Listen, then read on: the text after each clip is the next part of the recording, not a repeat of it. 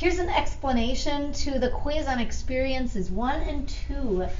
Question 1, which of the following models will represent a molecule of nitrous oxide known as laughing gas? So it's N2O, and they're giving us a key. The nitrogen atoms are orange and the oxygen are blue. So we should have 2 orange and 1 blue. N2O should be this guy, where these are the nitrogen and the oxygen. Cool. This one, would the following terms correctly or incorrectly describe the particle below? So we're referring to H2. It's a diatomic molecule of hydrogen. There are 2 atoms that are joined together, and that's all it takes to be a molecule. Because the atoms are the same, we can also call it an element. There are some elements that exist as pairs, and sometimes there's like sulfur that can exist as a group of 8 sulfur atoms all in a little ring. As long as the atoms are the same, it's still considered an element. But this would not be a compound. Compounds have to have atoms of different elements joined together. Would the following statements correctly describe particles in the solid, liquid, or gaseous state of matter? So solid particles are low energy, packed real tight together, not a lot of movement. Liquid particles are at a moderate energy level, so they're free to move slightly among one another. Maybe key word there is that they're at a moderate energy level and there's a little bit of movement. I mean, obviously liquid particles can take on the shape of their container, so they are free to move to some extent. But gas particles at a really high energy level with lots of movement, the particles are far apart. Not only do they take the shape of a container, but they would also fill the entire volume of the container. In this question, you were watching a little video that showed liquid nitrogen, which is pretty cool. At some point this year, we'll get some liquid nitrogen. It boils just at room temperature. So the liquid phase is not very stable, and it wants to go straight from liquid to gas just at room temperature. The boiling process, boiling of any liquid for that matter, means that the particles are going from liquid to gas, where in the gas phase there's more energy, so it's got to be endothermic. But if I'm going from liquid to gas, liquid particles have less energy, so somewhere in there I must add energy. It's an endothermic change. We have to add energy to go from liquid to gas. Endothermic energy is absorbed. Now, like with water, we have to add energy from a hot plate or a Bunsen burner or the stove. We need an outside source of energy because water molecules are actually pretty attracted to each other. Obviously, we can still boil the liquid and turn it into a gas, but it just takes a lot more energy, and that doesn't happen at room temperature. Whereas something like nitrogen, the particles are not very attracted to each other, so just the amount of energy in the air is enough to change those liquid nitrogen particles into a gas. Ice melts when you hold it in your hand. Categorize the following as part of the system or part of the surroundings. The system is what you're studying. The system would be the ice cube, and the surroundings are everything that surrounds it. So your hand. In this case, when ice melts, melting is another endothermic phase change. We're going from solid to liquid. So I'm starting with solid particles that don't have a lot of energy, bringing them up to liquid where they can move a little bit.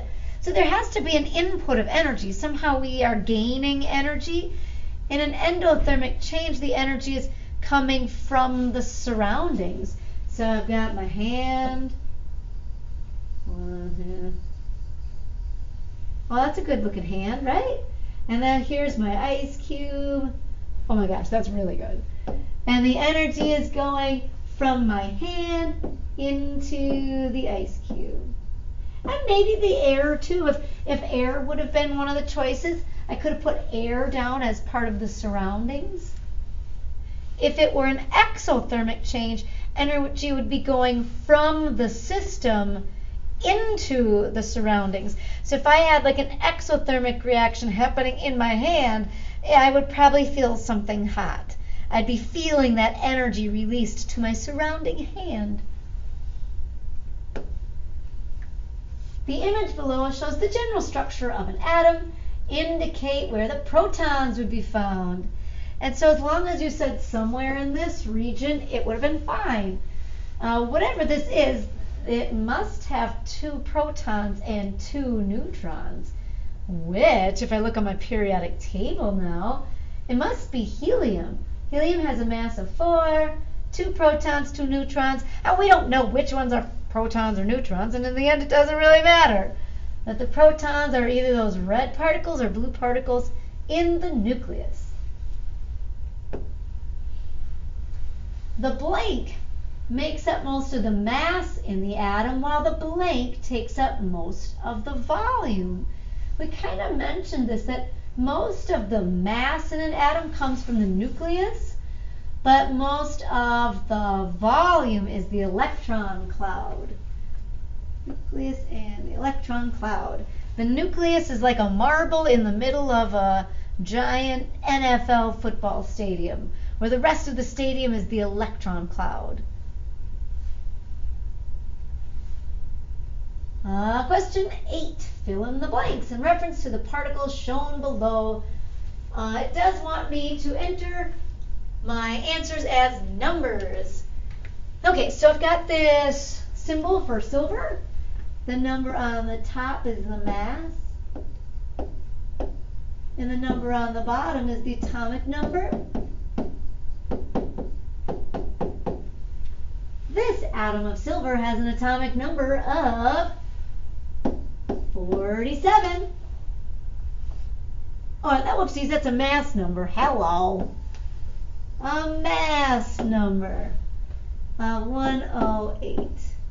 An atomic number of 47. Protons. By definition, the atomic number is the number of protons.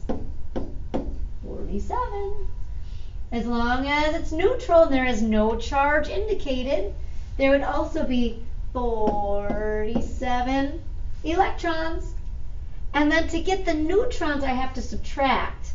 We're going to take the mass, which is the mass of the neutrons and protons in the nucleus, and just subtract the number of protons. So I should have 61 neutrons. That's 108 for the mass. And we subtract the protons. And the difference is the neutrons. 61 of them. Cool. And last two. Which of the following is the most abundant and most stable isotope of oxygen? So here too is where having a periodic table might come in handy. When I look at the periodic table, the mass of oxygen is listed as 15. Whoa. I don't want that garbage.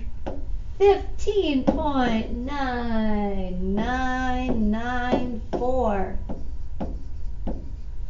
Well, it's darn close to 16. And so if it tells me that the choices are oxygen 16, 17, 15, 18, well, by far it's closest to 16. So that must mean that oxygen 16 is the most abundant and the most stable. Really, oxygen 17 and 18 must have very, very small fractions. I mean, almost negligible. Because if anything, the next most abundant must be 15, because the weighted average is just a little bit less than 16.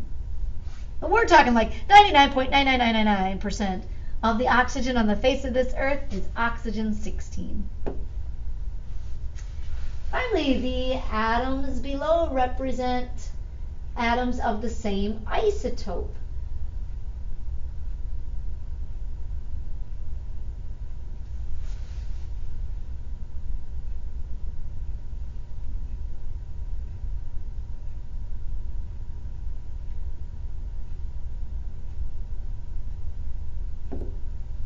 True or false?